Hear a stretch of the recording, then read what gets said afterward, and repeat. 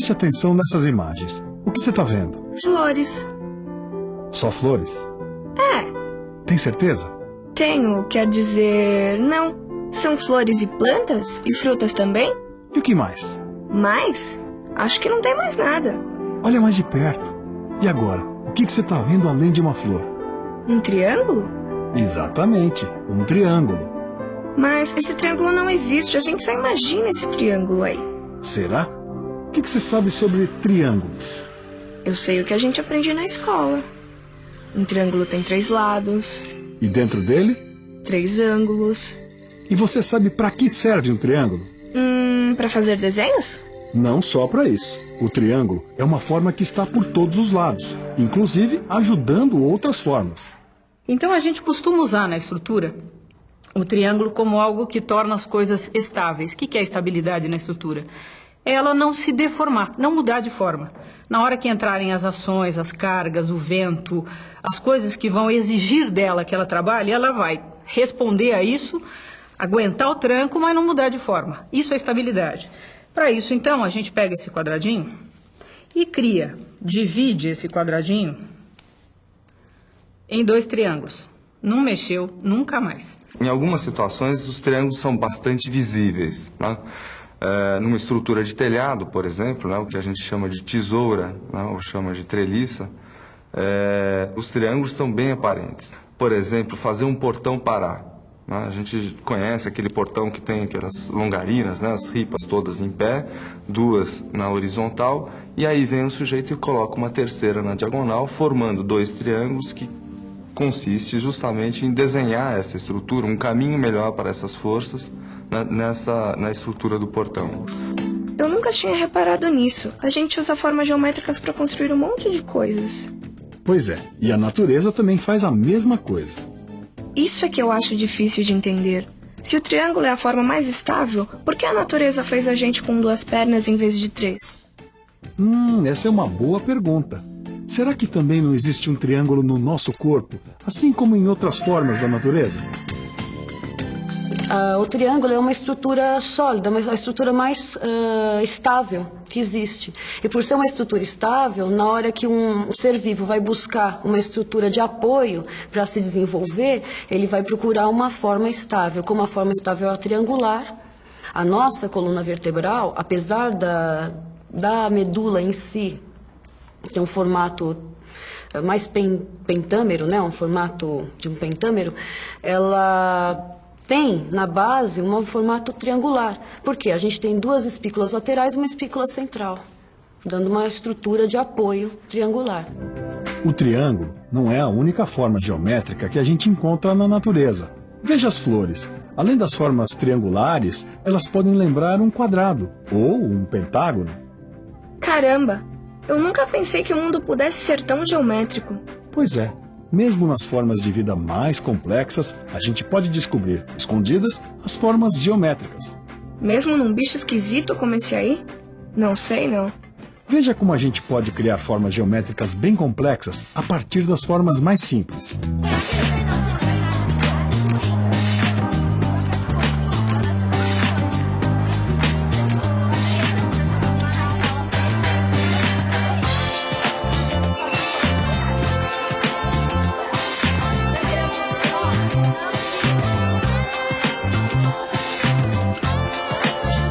Olha bem para essa malha geométrica. Ela não lembra alguma coisa que você já viu antes? Acho que sim. Puxa, quem foi que teve a ideia de procurar as formas geométricas na natureza? Bem, muitas pessoas pensaram nesse assunto. E, na verdade, a ideia vem de muitos séculos atrás. Os gregos antigos já se preocupavam com a geometria. Entre eles, o filósofo Platão. Você já ouviu falar dos sólidos platônicos? Eu só ouvi falar de amor platônico. Bem, você sabe o que é um cubo, não sabe? Sei, isso aí é um cubo. Pois o cubo é um sólido platônico. Por quê? Porque ele tem todas as faces iguais. Veja bem, todos os lados do cubo são quadrados idênticos e virando para qualquer posição, ele sempre mantém o mesmo aspecto. O tetraedro. Nesse sólido, todas as faces são triângulos idênticos. Outro sólido platônico é o octaedro. Veja que, novamente, temos um sólido cujas faces são triângulos idênticos. Legal. Quais são os outros? Outro sólido platônico é o dodecaedro. Repare nas faces desse sólido. Elas têm a forma do pentágono. E, finalmente, nós temos o icosaedro. Que nome engraçado. E o curioso é que, novamente, nós temos triângulos idênticos nas faces. 20 triângulos iguais. Os sólidos platônicos são esses aí. O tetraedro, o cubo, o octaedro, o dodecaedro e o icosaedro. Agora presta atenção. As faces do tetraedro são triângulos. As faces do cubo são quadrados. E como a gente já viu antes, as faces do dodecaedro são pentágonos. Isso mesmo. Triângulo 3, quadrado 4, pentágono 5. 3, 4 e 5. Essa combinação de números é muito importante. Peraí, o octaedro e o icosaedro ficaram de fora?